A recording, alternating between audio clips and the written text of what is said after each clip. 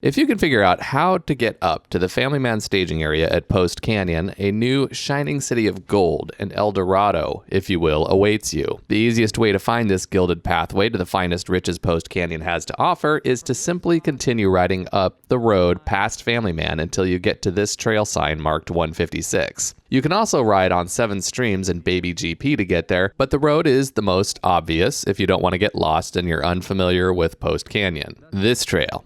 This is the God Emperor Leto's true golden path. El Dorado is a climbing trail, but this is no ordinary climbing trail. This is the climbing trail of all climbing trails, the unattainable dream that somehow, against all probability, came true. Anyone who rides Post Canyon a lot has become accustomed to one unavoidable, painful reality about riding this trail system, and that's the fact that there is no easy way to the top of the mountain biking area. Every route to the top has always been on either an undulating moto trail or straight up Reardon Hill Drive with that god-awful relentless hill that leaves your legs weak and shaking by the time you get to the top. Well, that is no longer the case, as the visionaries, those paragons of the best humans humanity ever produced, the trail builders and planners at Post Canyon, have conceived of and completed El Dorado, quite possibly the finest climbing trail in the entire Pacific Northwest. The feature that sets El Dorado apart from other climbing trails like Master Link or Upward Mobility isn't how it's built. Ascending 1,300 feet over 4 miles, it's pretty standard for a climbing trail.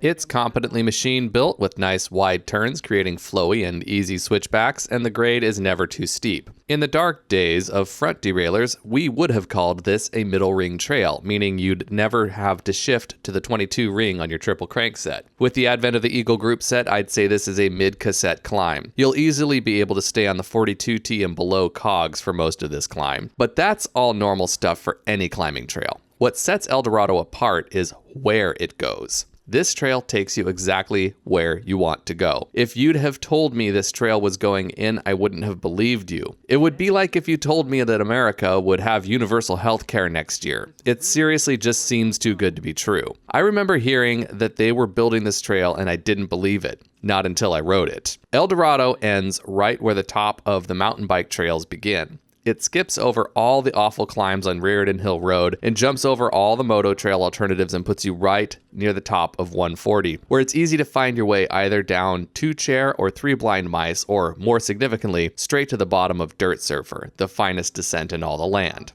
Seriously, riding this trail was an eye-opener, a magical experience. One need not climb 8-track ever again. One need not climb the road again. This is all that we could have hoped for and more. Our true, shining, and shimmering city of gold. Now, get out there and go ride your bike.